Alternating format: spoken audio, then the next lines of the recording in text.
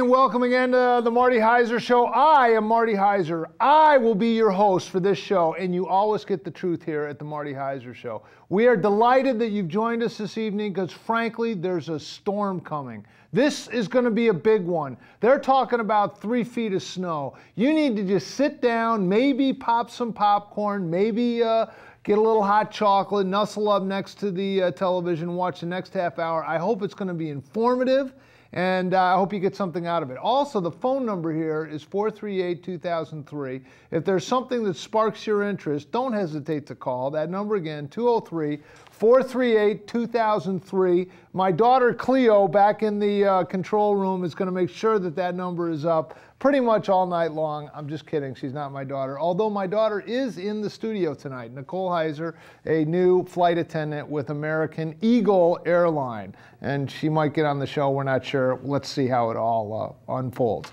But tonight, we're going to be looking at Fellowship of Catholic University Students. And my first guest is Paola Pena, who is a missionary. Yeah. You are by far the most attractive missionary I've ever met before. So that's a great thing. And you are a missionary at the Coast Guard Academy. Yeah. Now, can I just say a word about the Coast Guard Academy? Please do. Okay, my other daughter, Grace.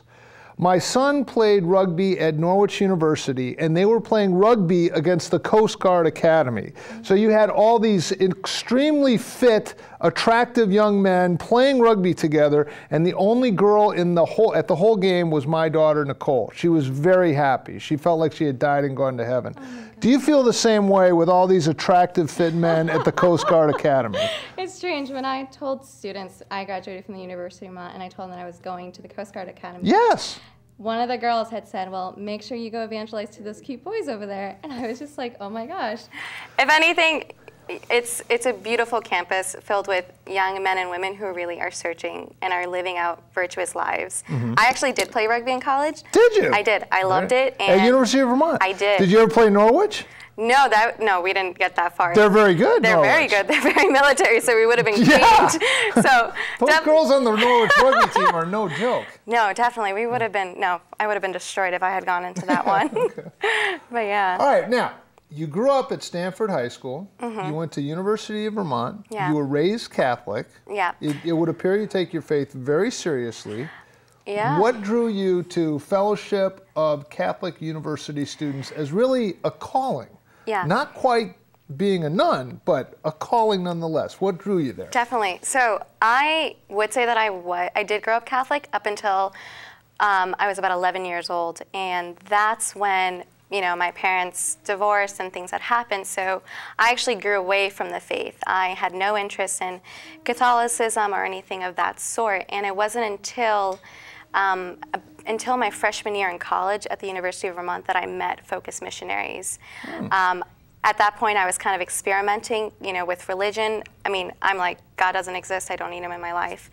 Even as a college freshman, you were searching. I didn't know I was searching. Mm-hmm. I had come with, I came into college with a lot of baggage, and I had no idea what to do with that, and I didn't think there was any hope. So I was, in a sense, like very unhappy. Right.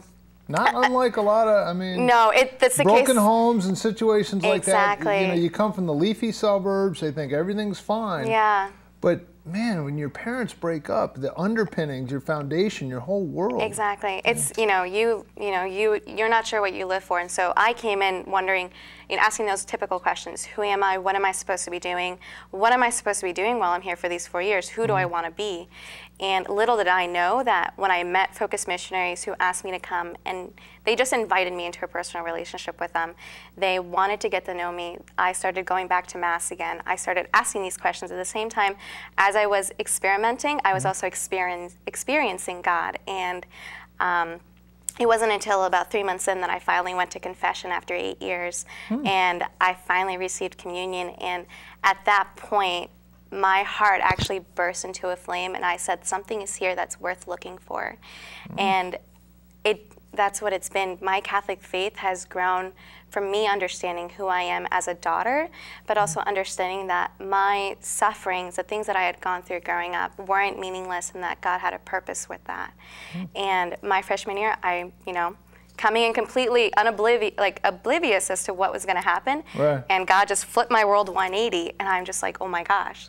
This is unbelievable. For the vast viewing audience at home, it sounds to me like we have a born-again Catholic. I would say, yes. Is that okay to mix metaphors here a little bit? I would totally agree with that, because I'm coming in with my freshman year, all these misconceptions about the Catholic Church. I was arguing this and that. I was very pro-choice. I was things that I learned from the media. That's what I harbored in my heart. Like, I can't agree with the church on this. And as I talked to the priests there, and as I talked to the missionaries, they were meeting me where I was at. Yeah. They understood where I was coming from, and they were just waiting for me to ask questions. And they didn't judge me when I asked certain questions. Right. They were open to that. They wanted that honest discussion.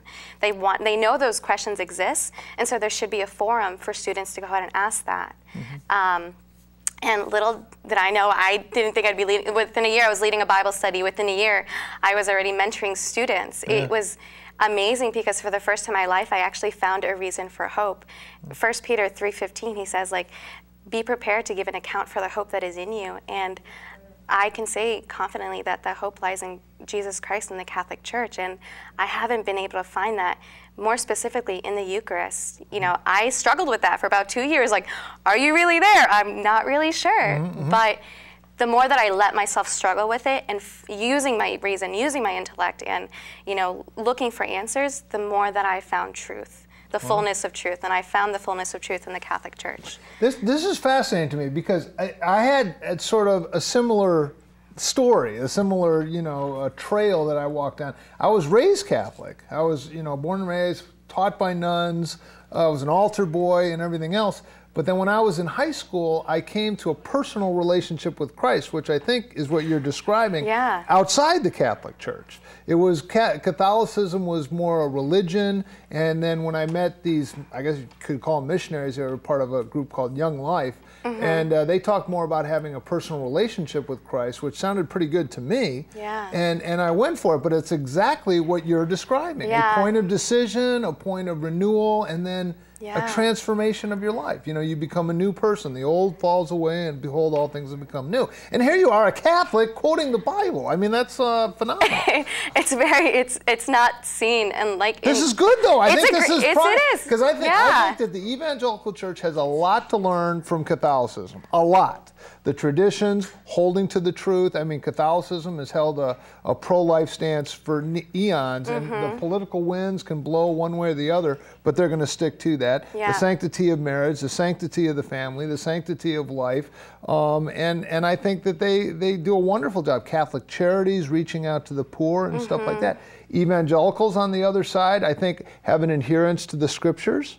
And look to that, and I think that that's a positive thing. But what I see is sort of a synergy that's going on here, and it's a good thing. It is. I mean, the church has always taught, sacred scripture, sacred tradition. What hasn't been taught in catechesis or in other forms in which it's communicated, specifically within the last 40 years, is that people don't recognize who they are and what they were meant for. And the church calls every Catholic to holiness. And by holiness, I don't mean like you're called to be overly pious or overly religious, but rather that you're called to continually seek out God in your life. For me as a Catholic, that means attending daily Mass. That means the sacraments. The sacraments is Him there personally giving Himself to me. And if there's one thing that I learned about the Mass this past week, is that it doesn't benefit God. He sacrifices Himself for the benefit of me, to heal me, to restore me. And the beauty when you just unravel the mysteries of the church, it's so deep in theological truth, and what it offers is immense. Just the amount of graces that you receive, just to be able to deal with the struggles in your life. And I guess some people, you can say you turn to religion when you're struggling. And there's no atheists in a foxhole. Right, and but I would disagree with that, because it's, I'm not just looking for that, but I turn to God when I'm happy and I'm joyful. I know that He has a path ready for me out of love. And what he desires is, Pope John Paul II says, like, in a world today, in a culture where, we let mediocrity run our life, Pope John Paul II says we were not made for comfort, but we were made for greatness. And you take what Nelson Mandela said, we were made to glorify God in our life.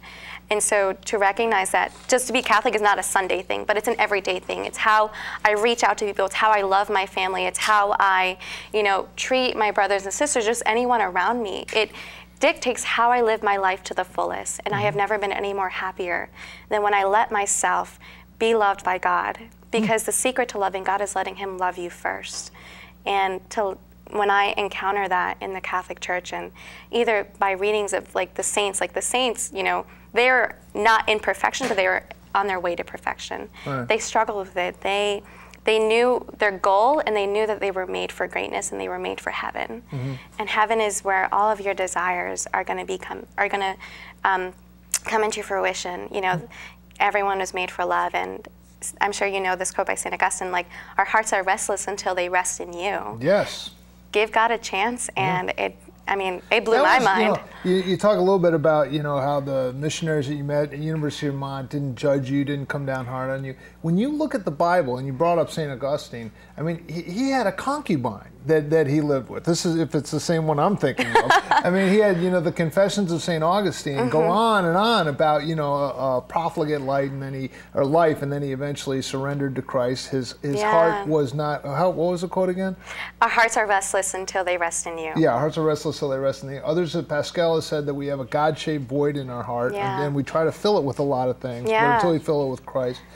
Christ says, I came that you might have life and have it more abundantly, or have it to the full. Yeah. And I think that's what we're talking about. Sometimes when people think of Christianity or the Bible or having a relationship with God, they think, oh, well, when I'm older, when I settle down, but right now I got to let it all hang out. And it's not the case. God, he came, and you talked about some of these missionaries not judging you. Even Jesus in the Bible, he would party with the tax gatherers and the sinners. Yeah. The keg was running dry, and Jesus says, hey, Mom, bring over those 24-gallon jugs of water. Let's make it into wine, and it was good wine. Now, sometimes church folks don't want to hear that, but that's the Lord that we serve. It's not a downer. He isn't a cosmic killjoy looking around thinking someone's having fun somewhere. Yeah. But it's a message of life and hope and just eternal life that starts here now with the abundant life, and then eternal life after we die. Exactly. He isn't a God of no's. 10 Commandments.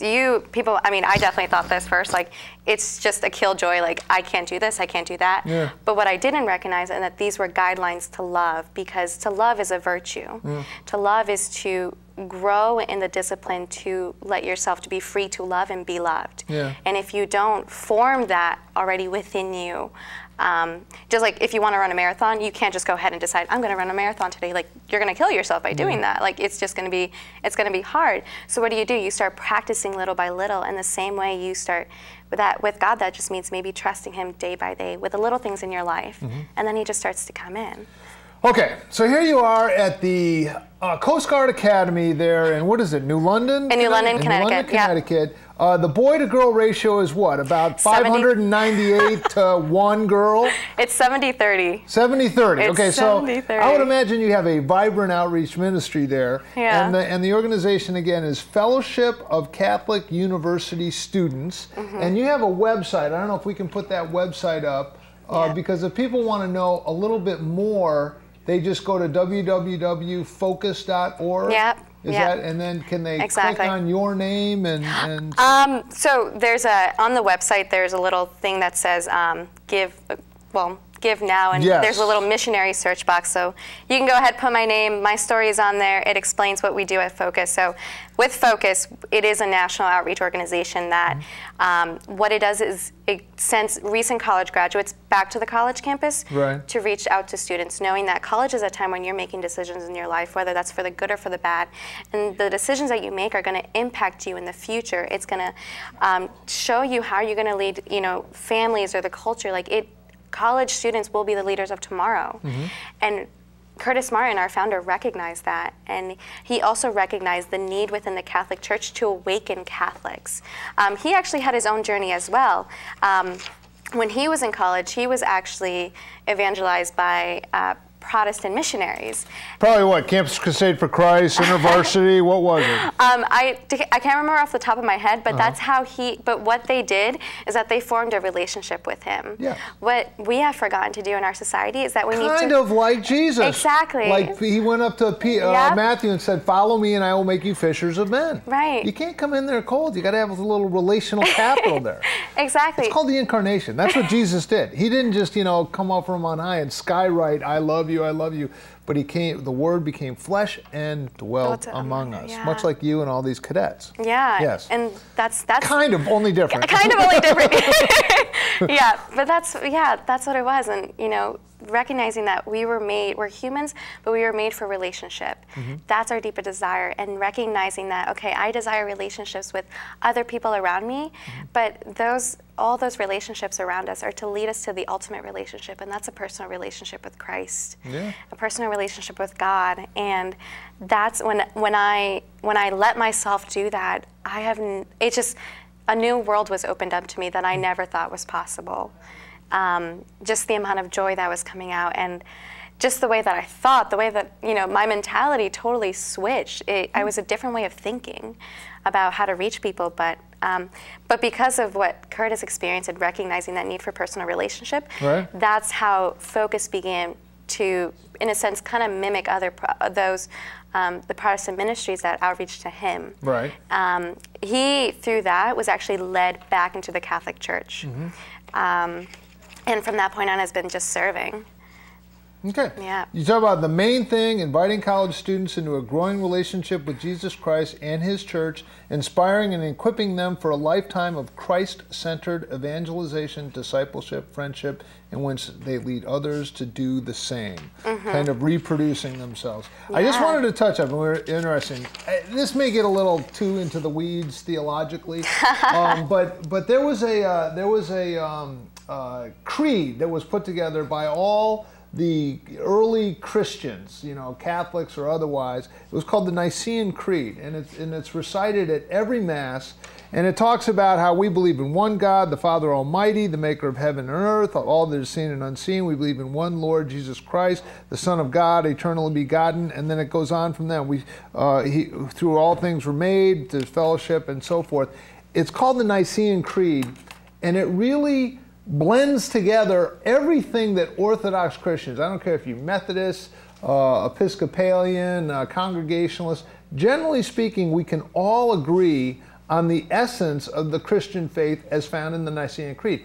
Certainly, the Catholic Church and the Evangelical Church are right there. I mean, you agree on so much. We were just highlighting maybe a little bit with Mary, maybe a little bit understanding of the Eucharist, transubstantiation versus symbolism.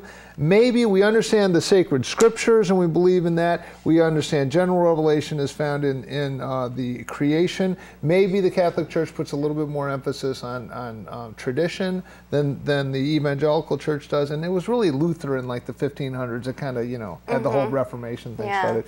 But there's so much, this relationship with Christ that you're talking about, studying the Bible, reaching out to others. We have so much of that in common that it seems like we should all just get together. Yeah. Okay, now, if people want to get in touch with you, that email address again, Paola Peñera, if I'm saying that right?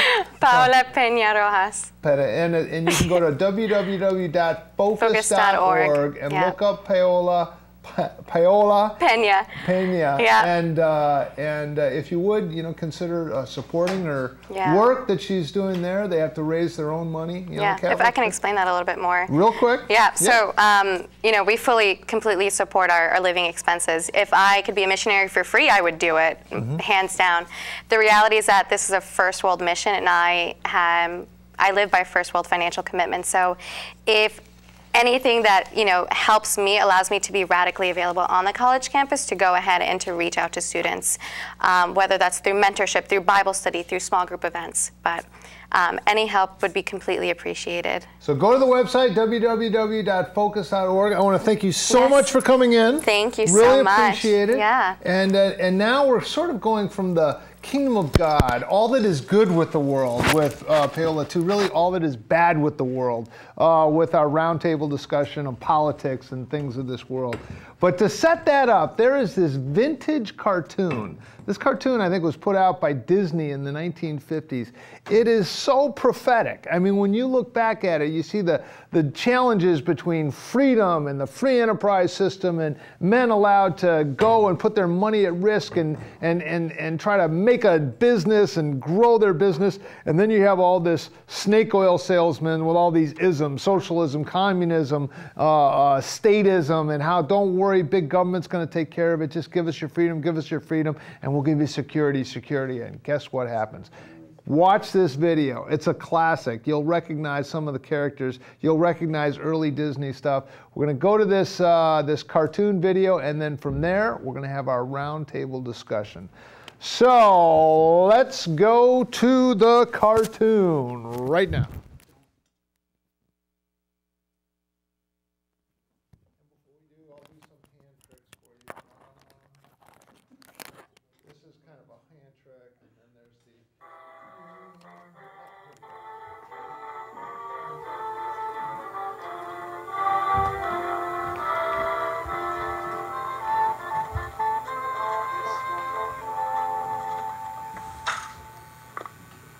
America is many things to many people. To a 17-year-old kid, it's the malt shop on the corner.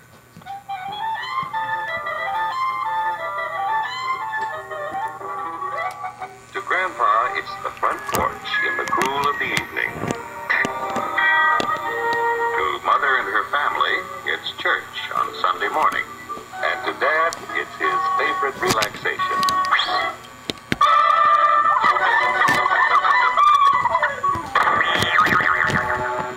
Cracker Barrel philosophers in Crabtree Corners, and it's the tycoons in Wall Street.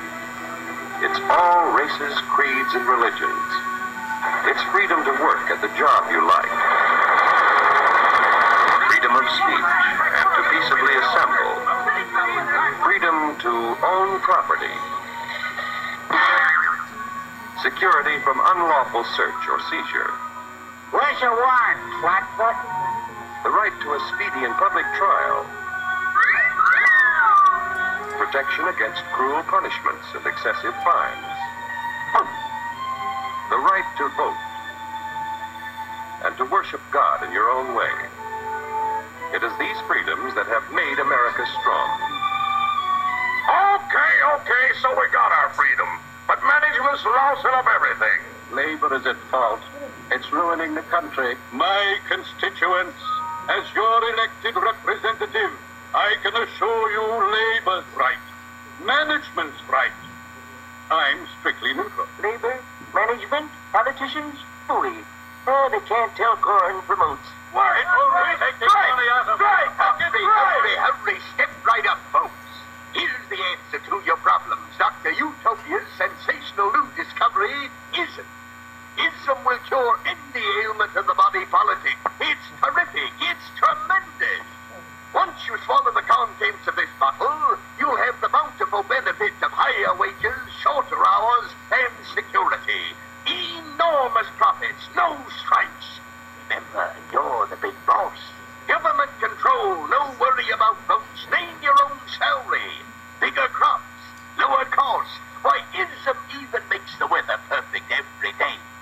And now then, because we are introducing this amazing item for the first time in this country, it isn't going to cost you 1 cent.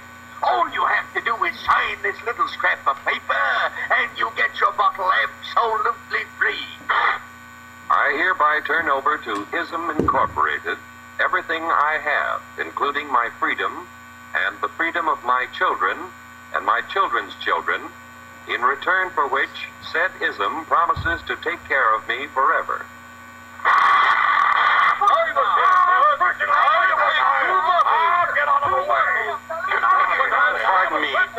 Pardon me. And who are you, my good man? I'm John Q. Public.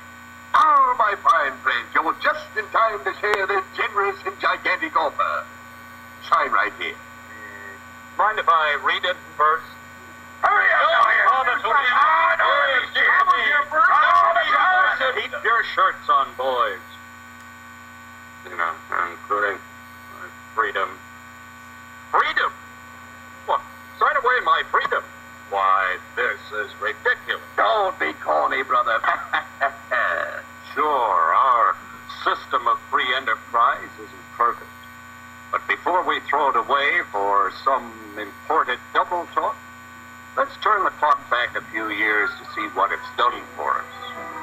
For example, back in the 1890s, Joe Dokes was just a guy who liked to tinker around his barn. Some people thought Joe was lazy. Some even thought he was nuts. But one day, he had an idea. And because he was free to dream his dream and tinker, Joe had a chance to make something of himself and his idea. So,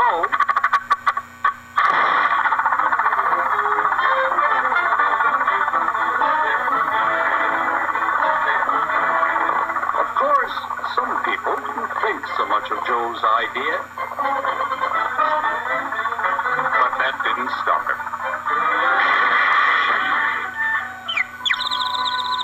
So Joe got some money from young Aunt Minnie and Uncle Angus and Grandpappy and Mr. Titus. When Joe's friends and relatives used their savings to help him buy tools and property, they were capitalists. Don't blush, folks. It's nothing to be ashamed of. Now, naturally, Joe needed some help. So he hired Willie Lumpkin, who was out of work anyway, and before long, Willie had the know-how and became skilled labor. Because capital, management, and labor worked together, Joe's idea grew. It grew and did things even he never dreamed of. Today, the automobile industry provides millions of jobs that never existed before. And remember, this is a story of only one industry. There are thousands more scattered all over the United States whose history of development is pretty much the same. We've built a country under the American system that sends more young people to high school and college than all the rest of the world combined. Why, even in the Depression, our wages bought more food, clothing, travel, and entertainment than the wages of any other people in the world. Our country has a national income equal to the total national incomes of any other sixth nation in the world. With only 7% of the Earth's, we drive 70% of the world's automobiles. That's just a sample of the things the capitalistic system has given us in only 160 years. Before signing up, you boys ought to try a little taste of Dr. Ism's formula to see what you'd get in exchange for your freedom. Go ahead, try it.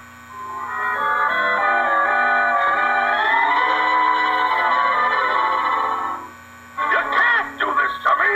I'll strike. The state forbids strikes. Wait till the union hears about this. Ah, yes, the union. Welcome to our ranks, number 1313. I'll take this case to the Supreme Court. The state is the Supreme Court. Our decision is as follows. No more private property. No more use. And the farm voted put a stop to this. Farmers don't vote anymore. What'll I do for seed next year? You won't have to worry about next year. The state will do your planning from now on. We must fight to regain our freedom, or everything is lost. Everything. Everything is fine. Everything is fine. Everything is fine. Everything is fine. Everything is fine. When anybody preaches disunity, tries to pit one of us against the other through class warfare, race hatred, or religious intolerance, you know that person seeks to rob us of our freedom and destroy our very lives. And we know what to do about it. Now, gentlemen, no violence, please. Don't throw those bottles. Don't throw those bottles.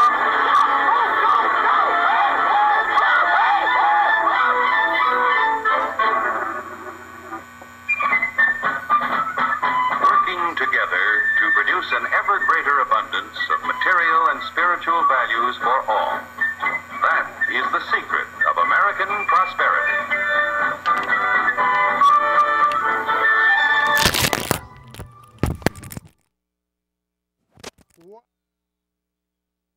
That cartoon was first presented in 1948. 1948. It's a little gem picked up by Dave Streit, the co-host, producer, and grand poobah of the Marty Heiser Show, where you always get the truth. Yes. And Dave Streit has joined us by Larry Ditkoff as well. Marty. Good to be here. Thank you. So glad you're here. Yeah. Really appreciate it. And Dave, you're here as well. Larry, what about that cartoon? Yeah, it was awful, Marty. Okay, all right. Back in 1948. I thought it was actually done this year by what was the concept? I don't know. Class warfare. Let me make a everything couple is fine. Everything is fine. Pit us against each other. Yeah. Anti-capitalism. Yeah. Give us your freedom, Yeah. and we'll give you security. Sounds pretty prophetic. Sounds like propaganda to me, Marty. Even in 1948. Take away private property, Marty? Was that advocated at any time in this country? I don't think so. Look, let me tell you a little tale that was going on at about the time this particular cartoon was made. There's a guy I know. You know, he fought in World War II. He actually lost his hearing because he was at a battle and the shelling was so great. He came back. You know, he met a woman. He got married. And, you know, this was 48, but the McCarthy era started, well, he got elected in 46.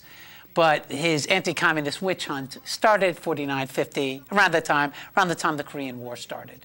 And this guy, he's got a government job, he had worked in the Army, like I said, he was in the Army, and he was forced to sign a loyalty oath.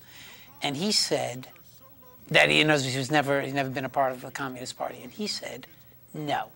I'm not going to do it. I'm an American. I have rights. This country is about freedom. It's not about having to answer to, to the government on every individual wish that you have. He stood up for his individual rights. He stood up for his individual rights. Hear, hear. His wife, who was pregnant with their second child at the time, was once walking in a park, and a guy came up to her and just started. I mean, the word got out. This was someone she didn't know, that her husband, didn't sign this oath, and he started, screaming at her and berating her. And that guy, that man, that's the kind of guy who probably looked at something like this and said, well, these isms, they're the threat to America. What this is really about, you talk about setting people against each other, and you talk about class warfare. Yes. It's about the fat cats need to pay more. It's about really about creating fear. And by the way, that guy, as you may have surmised, is my father. And that woman who I referenced is my mother. Mm-hmm. And there was there was always this kind of fear-mongering, in America. If you want to go back into the 30s with, Charles Coughlin and, the Jews are going to take over. If you want to go, looking at a lot of other groups that essentially that purport to espouse American values, but in reality, they're just looking to create scapegoats. So you're against an overbearing, intrusive federal government. Is that what I understand you to say? Yeah, that would be true, Welcome Marty. aboard. I just Thank you, Marty. you so much. Let's go. Come on in. Yeah, but Marty. The water's fine. Yeah, this is great. So, Marty, do you not see, Marty? Marty, do you not see? Well, a government that would confiscate your income after you put it at risk, and all right, Marty, let's talk about some things. You'd be against that, right? Marty, that's it. Well, Marty, let's talk. A government that would take the Treasury and just print money. Well, Marty, even talking about printing a $1 trillion coin to pay our debts and jeopardize all of our And it wasn't to pay our savings. debts, it was just to get by the debt ceiling. But that was a gimmick, and that wasn't really taken seriously. Marty, do you not, I'm just saying. When you watch, well, I'm just saying. Welcome aboard. When you watch this, yeah, well, Marty, you ask, you know who you are, Marty. You're on the freedom side. You know who you are, Marty. Side. You're a guy who makes a statement that really can't be refuted, or if someone refutes it, then they're really an un-American, and then you come to, and then if they say, well, yes, that's true, I'm not for an overly intrusive government, and they say, well, then you're against this, and then you're against that, then you think like me. Did you not watch that cartoon? I did. Did you not get a sense that it was creating fear amongst people who were watching it? You gotta fear the communists. They're all over. They're gonna take away your property. What I heard was Yeah. people that try and divide us are trying to raise up government, and people that try and unite us raise up a nation. And what that cartoon said to me was, politician that tries to divide people. Now just think about this. Today, do we ever hear politicians, especially Obama, try and divide us along rich and poor lines? I don't know. They have to pay their fair share and all that garbage, right? The top 1% of you had an easy ride. We got to spread.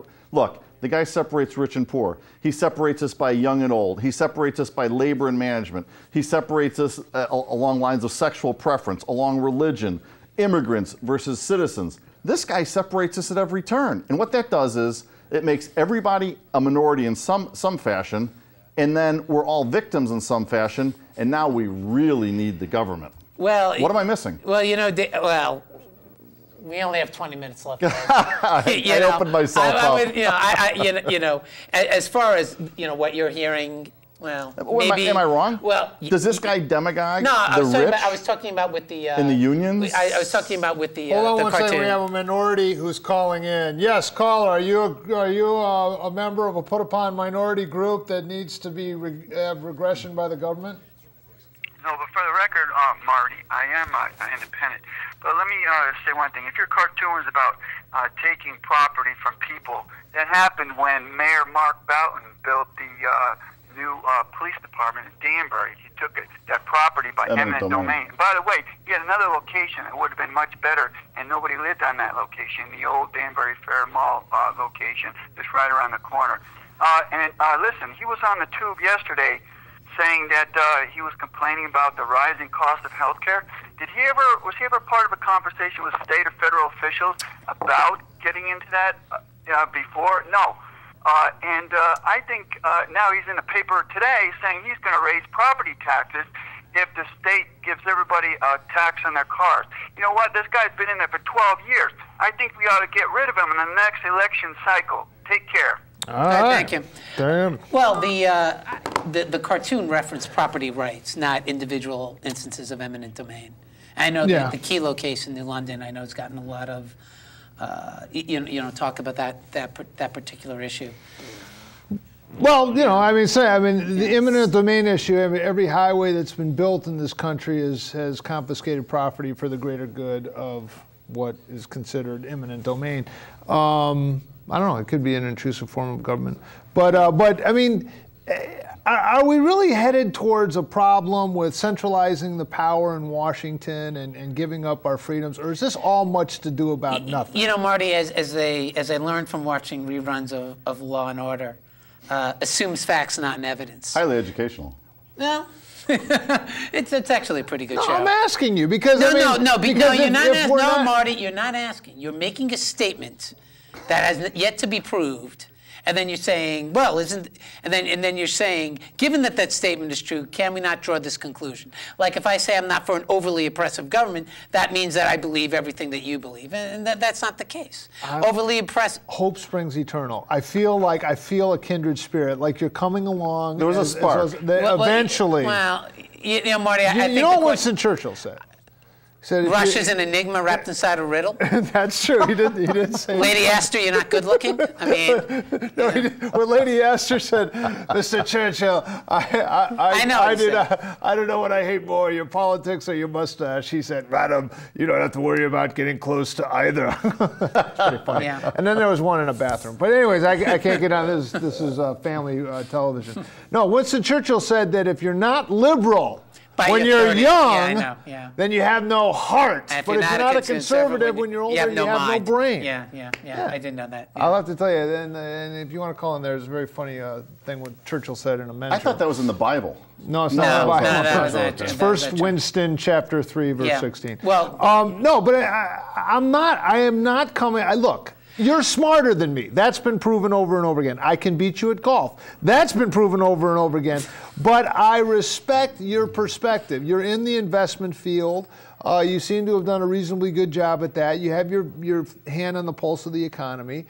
I realize that sometimes, especially in an election cycle, sometimes some of this stuff can be overblown and overheated. And so I'm asking you, I don't have a preconceived notion of my question. My question is, are we headed towards a more centralized government that's going to impinge our freedom and going to constrict our economy? An economy, as the cartoon talks about, that has grown the greatest standard of living that the world has ever known. Are we choking the goose that's laying the golden eggs, or is this all just a bunch of right-wing rhetoric because all of us can't get over that Obama got reelected, too many cartoons. And we need to just relax? Which is it? I'm open to either. Are you done? Okay. No, that was a pretty long preface, Marty, but I do understand the nature. It's a legitimate question.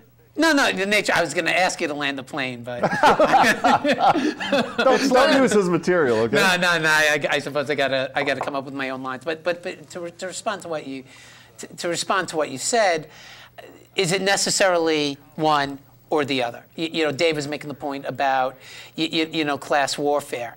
If and paying their fair share. If the president there's a cost of government, and there has to be some sort of mechanism in place in order to pay for that. If the president feels that people at the higher economic spectrum, the higher end of the economic spectrum, have gotten a relatively free ride, then is it necessarily class warfare, or does he think he's riding a situation which is not in the best interest of the country?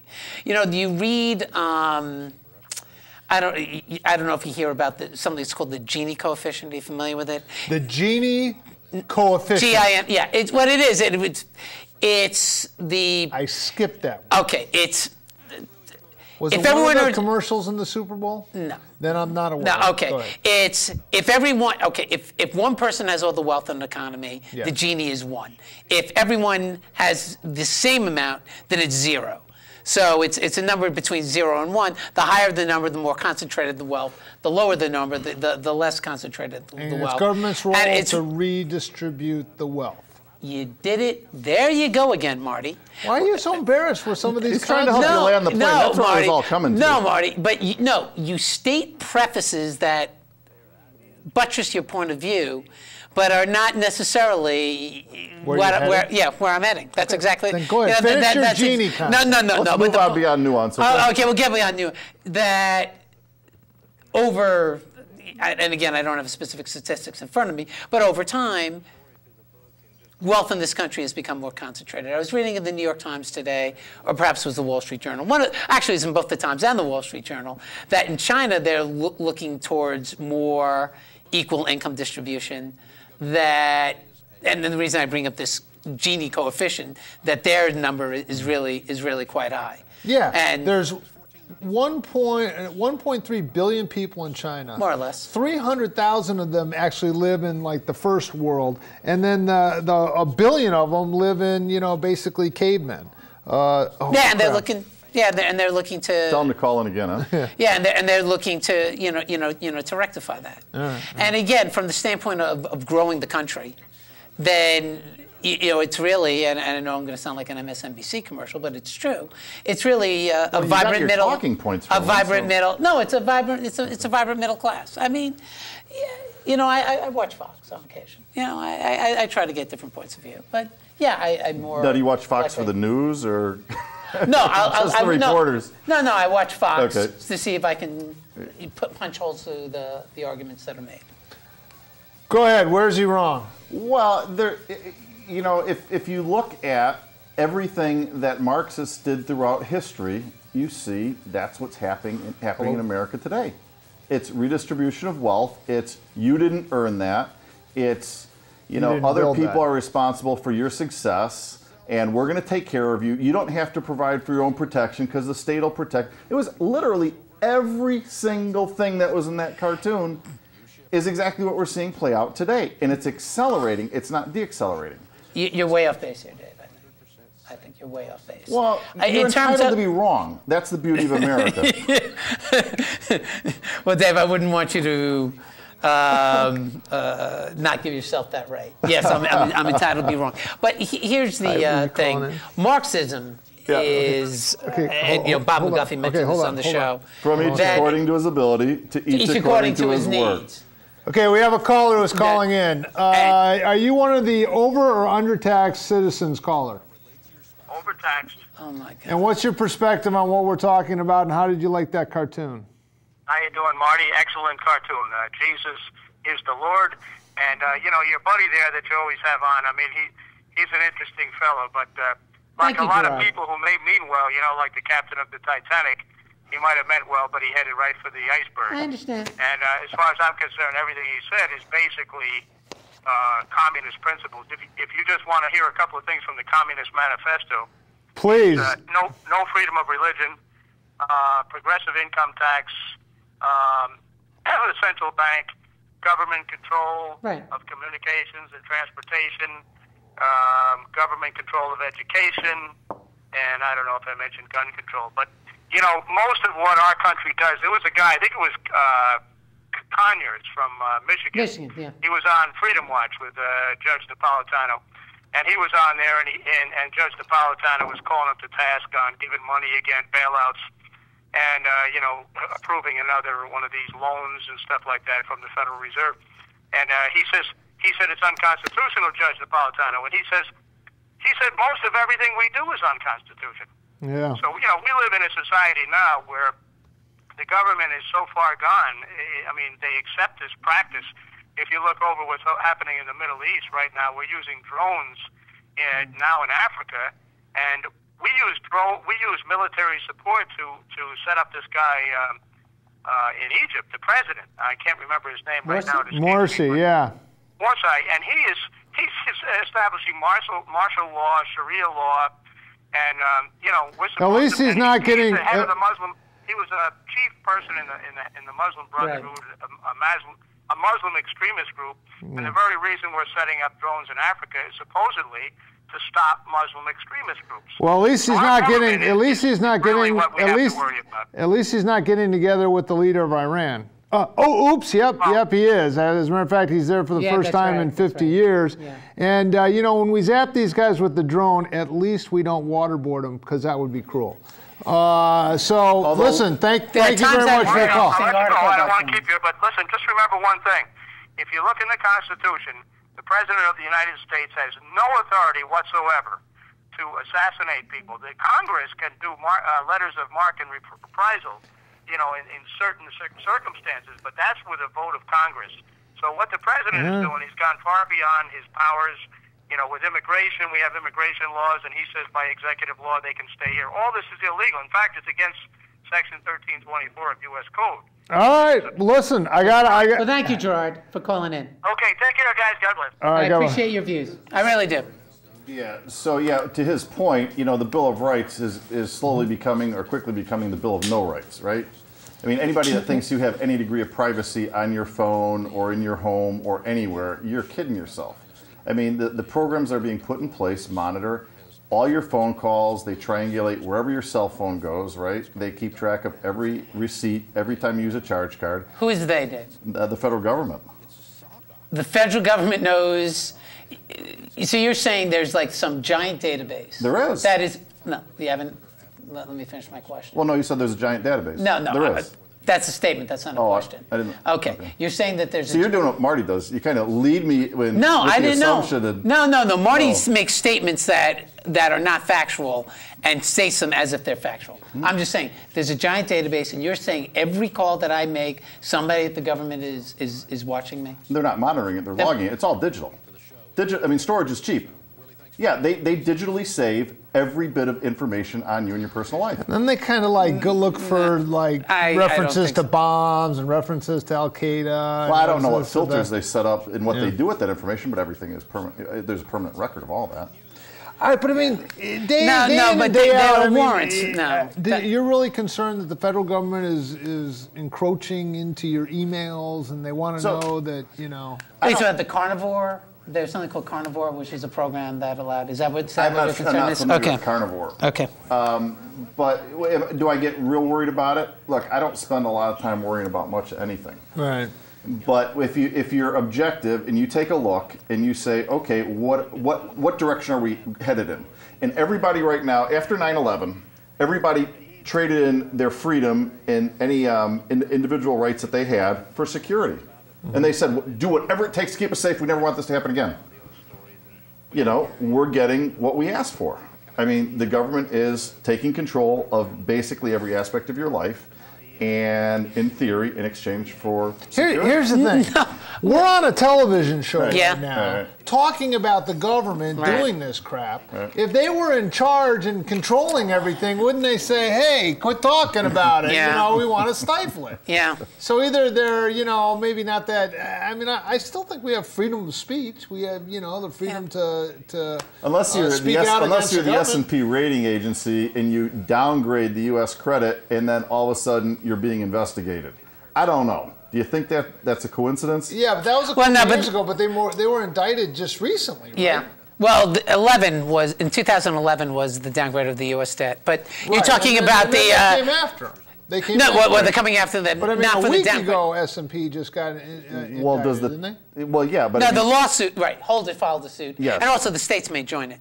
Yeah, but that had to do with mortgage back. We still don't have a perp walk for the mortgage-backed security debacle. We don't. I can't believe the AIG guy didn't go to jail. I can't believe John Corzine didn't. Didn't Corzine should have gone to jail too. No question. He had friends in high places.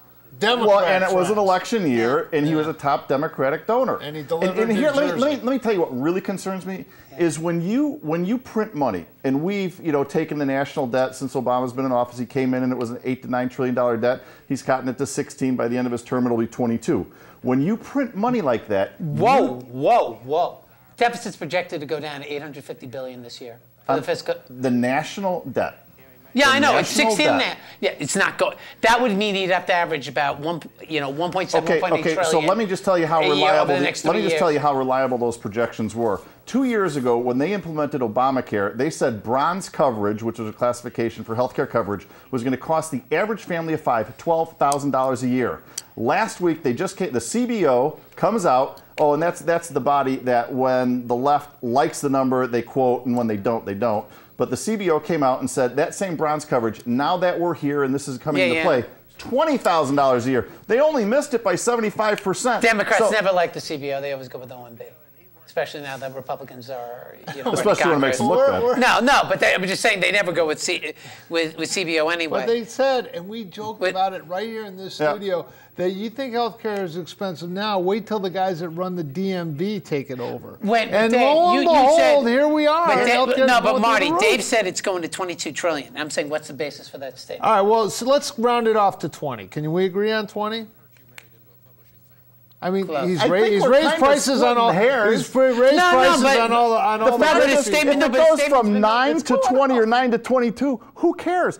Larry, there are so many off-balance sheet items. Let me finish my point. I'm going to land the plane. Ready? Go. When you print money like this, you dilute the dollar. When you dilute the dollar, you dilute trust in the country. That is the underlying. And when you start to dilute trust in the country, then all of a sudden people lose confidence in the institutions that we hold dear. Let me tell you something. I went to a meeting Monday night, town hall meeting, 125 people there. Question and answer time for all the congressmen, Dan, Tony, and all these guys were there, and Blumenthal and Heim's office had representatives. This guy stands up and he says, can you guys help me? Why do you guys cling to the Constitution as if it's some, righteous document that we can never touch? It's like, when was the last time it's kind of like what this country was founded on. Yeah, it's like, well, because we're bloody Americans, okay? Freedom to bear arms, freedom of association. And if you don't like it, we have this little thing called amendments, right? Now, you guys know you don't have a prayer of passing your goofy amendments, But you're so frustrated by that now you just want to throw out the whole thing and start from scratch. I mean, it drives me crazy. Well, Dave, if you think that people just want to toss out the entire Constitution. Well, he did. Who is the he? It was the guy that was in the meeting. And actually, well, some guy at some town hall meeting said something. Well, you said who, nobody does. No, he does. No. Okay, so over the last 2 weeks, even O'Reilly had it on there, and they were running clips of guys that have been saying the same thing. Oh, Bill O'Reilly. Okay. So he's not credible. Oh, that's right. He doesn't write for the New York Times, so he doesn't. Oh, so he's not credible. That's right. Yeah, he's got a. No, he had a piece in Rolling Stone. He was in Rolling Stone. It was a guy from Breitbart.com, huh? No, that you could go with.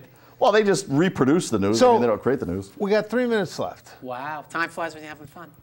Is everything really okay, and the way we're going is the right way to do it, and these guys are really, really smart, and the economy is going to eventually come back as long as the government takes over more? Because I'm getting a little nervous, and I don't know what else to do.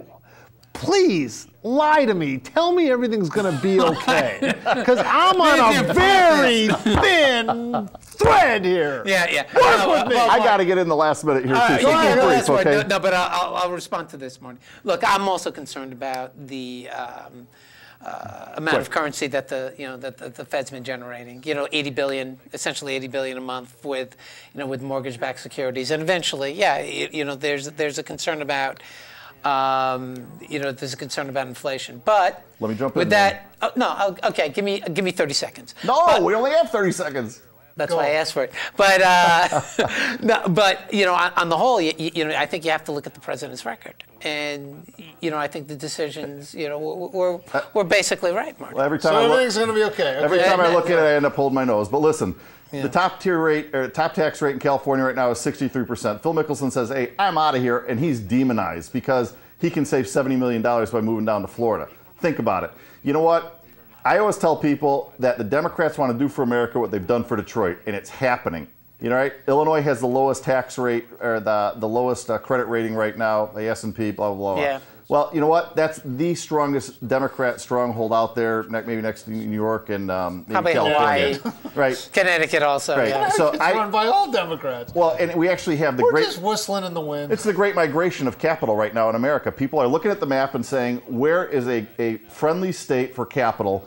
And there was an adage that said that business goes where it's invited and stays where it's welcome. That's the same thing that's happening for people right now. And there's a migration, and money is shifting. Florida, California, Texas. Yeah, California is going to watch their population of wealthy people making over $100,000 a year decline over the next 10 years. Okay, couple of things. One, Jerry Brown had a surplus in California for the first time since forever out there. Two, the educational system in part in California is tremendous because of the tax dollars that go there. But three, they should,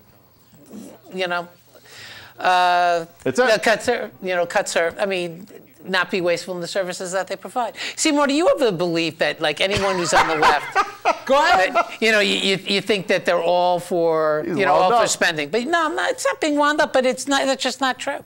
There you have it, ladies and gentlemen. Everything will be fine. Everything will be fine. What did they say in that ad? Everything is fine, or in that cartoon? Everything is fine. Everything is fine. Don't worry about it. Everything is fine. Eat, drink, and be merry. For tomorrow, all your dollars won't be worth a thing. Thank you so much for joining us. Next week we have Tom Mustico and Bob McGuffey.